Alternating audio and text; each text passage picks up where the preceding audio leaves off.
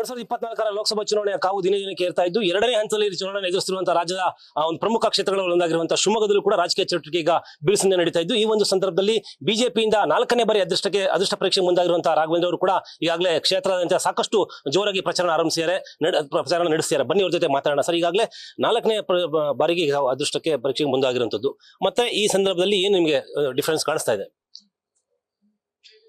ಒಂದು ಕ್ಷೇತ್ರದ ಮತದಾರ ಬಂಧುಗಳು ದೇಶಕ್ಕೆ ಮೋದಿ, ನಮ್ಮ ಶಿವಮೊಗ್ಗ ಕ್ಷೇತ್ರಕ್ಕೆ ಮೋದಿಜಿಯವರ ಜೊತೆಗೆ ಸೇವೆ ಸಲ್ಲಿಸಲಿಕ್ಕೆ ರಾಘಣ್ಣಂಗೆ ಹಾರೈಸಬೇಕು ಅಂತ ಹೇಳಿ ಇವತ್ತು ಒಳ್ಳೆ ರೀತಿಯಂತ ಒಂದು ಚರ್ಚೆಗಳು ಆಗ್ತಾ ಇದೆ.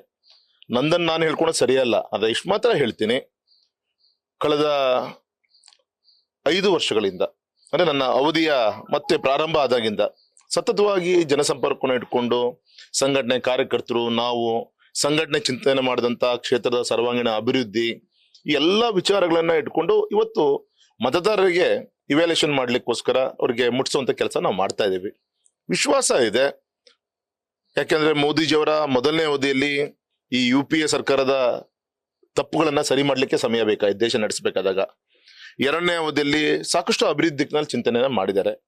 3ನೇ ಅವಧಿ ಈ ಬಾರಿ ಜನರ ಆಶ್ವಾದ ಆದಾದ್ಮೇಲೆ ಮೊದಲನೇ ದಿನದಿಂದನೇ ಈಗಾಗಲೇ ಘೋಷಣೆ ಮಾಡಿದ್ದಾರೆ. ಮೊದಲನೇ 100 ದಿನದಲ್ಲಿ ಕಟ್ಟ ಕಡೆಯ ವ್ಯಕ್ತಿಯು ಕೂಡ ಏನೇನು ಕಾರ್ಯಕ್ರಮ ಕೊಡಬೇಕು ಆ ದಿಕ್ಕಲ್ಲಿ ನಂದು ಮೊದಲೇ ಆದ್ಯತೆ. ಆಮೇಲೆ ವಿಕಸಿತ ಭಾರತ ಸಂಕಲ್ಪ ಯಾತ್ರೆ ಆಗ್ಬೇಕು. ಇದ್ರ ಬಗ್ಗೆ ಜನರಿಗೆ ದಿನ ವಿಶ್ವಾಸ ಮೂಡ್ತಾ ಇದು ಒಂದು.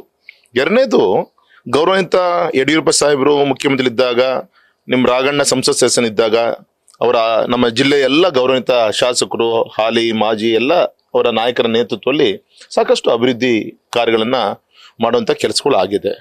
ಹಾಗಾಗಿ ಈ ಸಂದರ್ಭದಲ್ಲಿ ಇಷ್ಟೇ ಹೇಳೋದು, ಒಬ್ಬ ಸಂಸತ್ ಸದಸ್ಯ ಮೊದಲನೇ ಚುನಾವಣೆಯಲ್ಲಿ ಗೆದ್ದಾಗ ಏನ್ ಮಾಡಿದ್ದಾರೆ ಅಂತೇಳಿ ಕೆಲವು ಸ್ನೇಹಿತರು ನಂಗೆ ಪ್ರಶ್ನೆಯನ್ನ ಮಾಡ್ತಾ ಇದ್ದಾರೆ.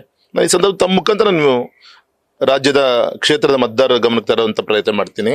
ಮೊದಲೇ ಬಾರಿಗೆ ನಾನು ಗೆದ್ದಾಗ ನಮ್ಮ ಶಿವಮೊಗ್ಗಕ್ಕೆ ನಿಂತ ರೈಲ್ವೆ ಟ್ರ್ಯಾಕ್ ಶಿವಮೊಗ್ಗದಿಂದ ಅಪ್ ಟು ತಾಳ್ಗುಪ್ತರು ಕೂಡ 180 ಕೋಟಿ ಅನುದಾನವನ್ನ ತಂದು ಬ್ರಾಡ್ಗೇಜ್ ಮಾಡಿ ಟ್ರೈನ್ ಅನ್ನು ಇವತ್ತು ತುದಿ ಮುಡಿಸುವಂತ ಕೆಲಸ ಮಾಡಿದೆ. ಮೊದಲೇ ಸತಿ ನಾನು ಗೆದ್ದಾಗೆ ನಮ್ಮ ಇಲ್ಲಿಗೆ ಶಿವಮೊಗ್ಗಕ್ಕೆ ಕೇಂದ್ರ ವಿದ್ಯಾಲಯವನ್ನ ಸ್ಯಾಂಕ್ಷನ್ ಮಾಡಿಸ್ಕೊಂಡ್ ಬಂದೆ. ಈಗ ಕೇಂದ್ರ ವಿದ್ಯಾಲಯಕ್ಕೆ ಶಾಶ್ವತವಾದಂತ ಕಟ್ಟಡಗಳನ್ನ ಮಾಡುವಂತ ಕೆಲಸಗಳು ಮಾಡಿದ್ದೀನಿ. ಮೊದಲೇ ಬಾರಿಗೆ ನಾನು ಶರಾವತಿಯ ಮುಳುಗಡೆ ಪ್ರದೇಶ ಜನರ ಧ್ವನಿಯಾಗಿ ಕೆಲಸ ಮಾಡುವಂತ ಕಾರ್ಯವನ್ನು ಶುರು ಮಾಡಿದ್ದೀನಿ. ಹಾಗಾಗಿ ಇವತ್ತು ಜನರಿಗೆ ಇದೆಲ್ಲದೂ ಕೂಡ ಗೊತ್ತಿದೆ. ಆ ವಿಶ್ವಾಸದಲ್ಲಿ ಜನ 2ನೇ ಬಾರಿಗೆ ಗೆಲ್ಬೇಕಾದಾಗ ಇನ್ನೂ ಹೆಚ್ಚಿನ ಆಶೀರ್ವಾದನ ಮಾಡಿದ್ರು. 3ನೇ ಬಾರಿಗೆ 2,25,000 ಅಂತರದಲ್ಲಿ ಜನ ಆಶೀರ್ವಾದನ ಮಾಡಿದ್ದಾರೆ.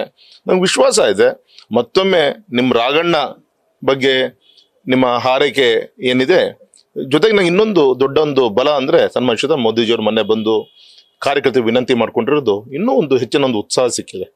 ಮತ್ತೆ ಒಂದು ಭಾವನಾತ್ಮಕವಾದಂತ ಒಂದು ಸಂಬಂಧ. ನನ್ನ ಪ್ರಚಾರದ ಸಂದರ್ಭದಲ್ಲಿ ನನಗೆ ಕಣ್ಣಲ್ಲಿ ನೀರು ಬರುತ್ತೆ.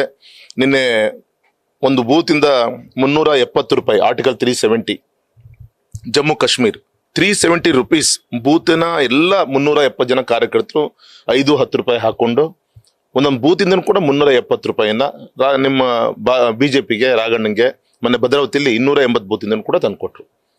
ಈ ರೀತಿ ಮೊನ್ನೆ ನಮ್ಮ ಕೊಲ್ಲೂರು ಮೂಕಾಂಬಿಕಾ ಸನ್ನಿಧಾನದಲ್ಲಿ ಎಲ್ಲರೂ ಸಂಕಲ್ಪ ಮಾಡಿದ್ರು, ಈ ಬಾರಿ ನಾವು 1 ಲಕ್ಷಕ್ಕಿಂತ ಹೆಚ್ಚಿನ ಅಂತರದಲ್ಲಿ ಬಿಜೆಪಿಗೆ ನಮ್ಮ ಮತವನ್ನ ಕೊಡ್ತೀವಿ. ಹಿಂದುತ್ವಕ್ಕೆ ಹೆಸರಾದಿರುವಂತ ನಮ್ಮ ಆ ಒಂದು ಬೈಂದೂರು ಕ್ಷೇತ್ರ, ಅಲ್ಲಿ ಎಲ್ಲೂ ನಿಮ್ಮ ರಾಘಣ್ಣನ ಕಳ್ಳು ಬಳ್ಳಿ ಒಂದು ಮನೆನೂ ಕೂಡ ಇಲ್ಲ.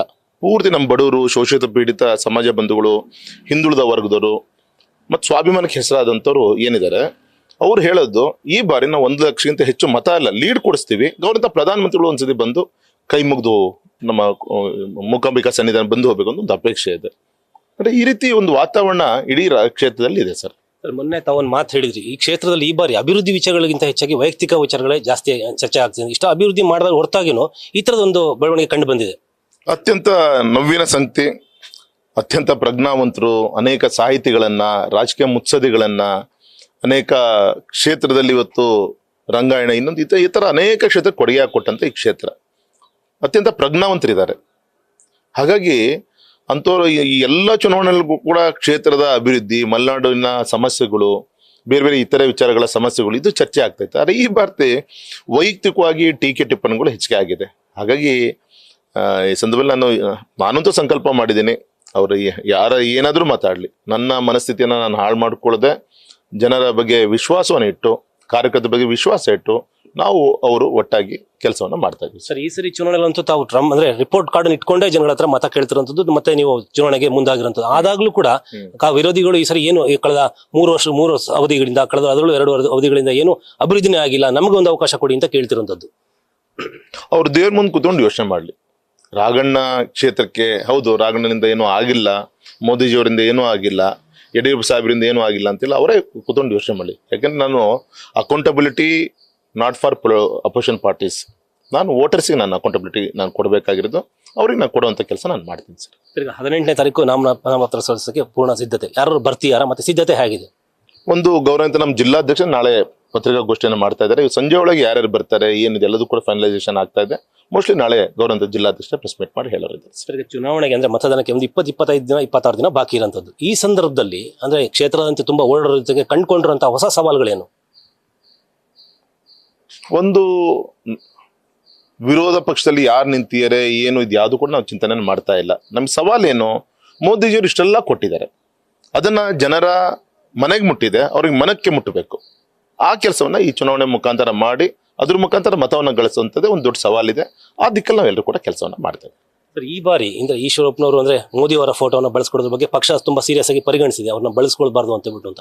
ಇದು ನಿಮ್ಗೆ ಎಷ್ಟು ಮಟ್ಟಿಗೆ ಅನುಕೂಲ ಆಗುತ್ತೆ ಅಥವಾ ಇದರಿಂದ ಅನನುಕೂಲಗಳಾಗುತ್ತೆ? ಇದು ರಾಷ್ಟ್ರದಲ್ಲಿ ಈ ರೀತಿಯಂತ ವಿಚಾರಗಳು ಶಿವಮೊಗ್ಗದಲ್ಲೂ ಇದೆ, ರಾಜ್ಯದಲ್ಲೂ ಇದೆ, ರಾಷ್ಟ್ರದಲ್ಲೂ ಅಲ್ಲೊಂದು ಇಲ್ಲೊಂದು ಉದಾಹರಣೆ ಇದೆ. ಇದೆಲ್ಲದೂ ಕಣ್ಮುಂದೆ ಇಟ್ಕೊಂಡು ನಮ್ಮ ಪಕ್ಷದ ಲೀಗಲ್ ಸೆಲ್ ಏನಿದೆ ಅದು ಪಕ್ಷದ ಹಿರಿಯರು ಇದನ್ನು ಗಮನಿಸ್ತಾರೆ. ಇದು ಶಿವಮೊಗ್ಗ ಸಂಸದರಾಗಿರುವಂತಹ ಮತ್ತೆ ಮುಂದಿನ ಚುನಾವಣೆಗೆ ಸ್ಪರ್ಧೆ ಮಾಡ್ತಿರುವಂತಹ ರಾಘವೇಂದ್ರ ಅವರ ಸ್ಪಷ್ಟ ನುಡಿಗಳು. ಏನೇ ಆದ್ರೂ ಕೂಡ ಈ ಬಾರಿ ನನಗೆ ಮತದಾರರು ಕೈ ಹಿಡಿತಾರೆ, ಹಾಗೆ ಮೋದಿ ಅವರ ಒಂದು ಆಶೀರ್ವಾದದಿಂದ ನಾನು ಮತ್ತೆ ಆಯ್ಕೆ ಆಗ್ಬಿಟ್ಟು ಜನರ ಸೇವೆಗೆ ಮುಂದಾಗ್ತೀನಿ ಅಂತ ಹೇಳುವಂಥದ್ದು. ಕ್ಯಾಮ್ರಾ ಮಹೇಶ್ ಜೊತೆಗೆ Prasanna, news first Shivamogga. News first ನಿರ್ಭೀತಿಯಿಂದ ನಿಮ್ಮ ಪರವಾಗಿ.